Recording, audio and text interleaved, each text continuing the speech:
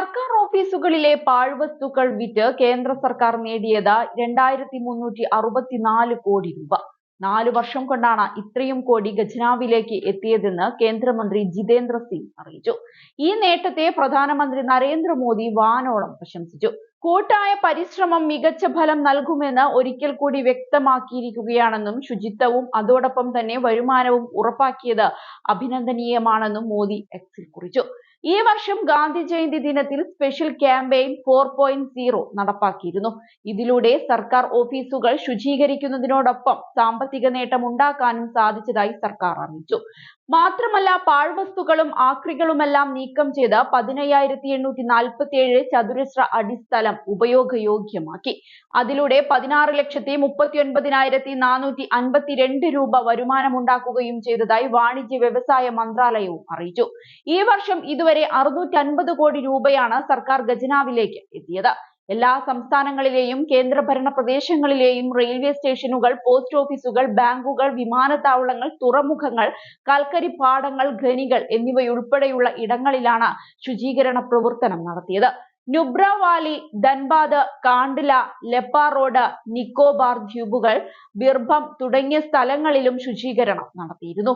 ആദ്യ ക്യാമ്പയിനേക്കാൾ 97 മടങ്ങ് വ്യാപ്തിയിലാണ് ഇത്തവണ ക്യാമ്പയിൻ നടത്തിയത്.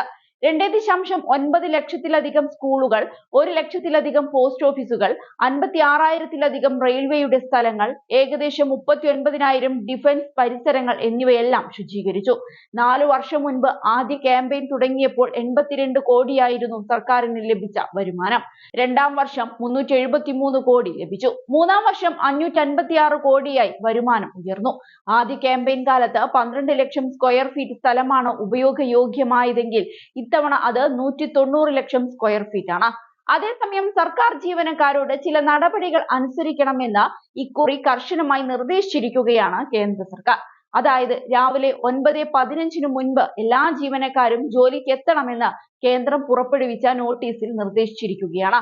അനുസരിച്ചില്ലെങ്കിൽ കർശന നടപടിയെടുക്കുമെന്നാണ് കേന്ദ്രം പറഞ്ഞിരിക്കുന്നത്. 9 മണിക്കാണ് ഡ്യൂട്ടി എന്നിരിക്കെ 15 മിനിറ്റ് ഗ്രേസ് പീരീഡായി അനുവദിക്കും.